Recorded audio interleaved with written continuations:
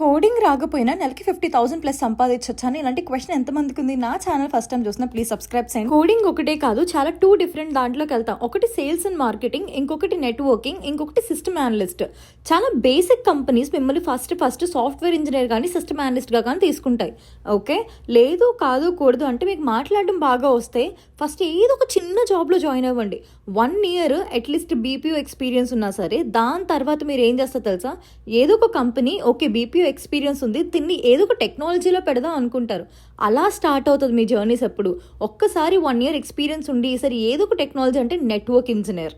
నాకు స్టార్టింగ్లో ఎవరూ చెప్పలేదు, కానీ network engineer pays you 10 times then software engineer. ఇంకో క్వశ్చన్ రావచ్చు, నెట్వర్క్ ఇంజనీర్ అంటే ఏంటి అని చెప్పి. మీ వాట్సాప్లో హాయ్ అని పెడతారు, నీ ఫ్రెండ్కి హాయ్ అని వెళ్తుంది. It's like a postman. మనకి లిటరల్లీ ఒక పోస్ట్ మ్యాన్లో యాక్ట్ చేస్తాడు. Internet, that is called as network engineer. మీరు ఫిజికల్గా చేసే పని ఉండదు, మొత్తం అంతా సిస్టంలో చేసేదే. దీనికి 0 కోడింగ్ నాలెడ్జ్ ఉన్నా సరే సరిపోతుంది. ప్లస్ అది నేర్చుకోవడానికి బోల్డ్ అంత ఎక్స్పీరియన్స్, బోల్డ్ అంత నాలెడ్జ్, ఇథర్నెట్, వైర్స్, ల్యాన్స్ అని అవసరం లేదు. బేసిక్గా మీకు ఎవరో ఒకరు నేర్పిస్తారు. సో ఇది పక్కన పెడితే అమెజాన్ AWS అన్నది ఎంతమందికి తెలుసు నాకు తెలీదు. అలాగే మైక్రోసాఫ్ట్ ఎజ్యూర్.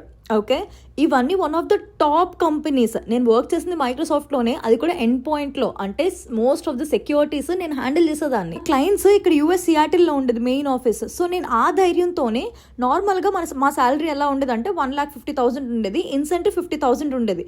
చాలామంది ఎలా చెప్పారంటే నాకు, నీ శాలరీ 1,50,000 ఓకే, నీ ఇన్సెంటివ్ ఇంత, కానీ నువ్వు ఇదే జాబ్ నువ్వు USలో వస్తే you will get for day నీకు అంత వస్తుంది అని చెప్పి.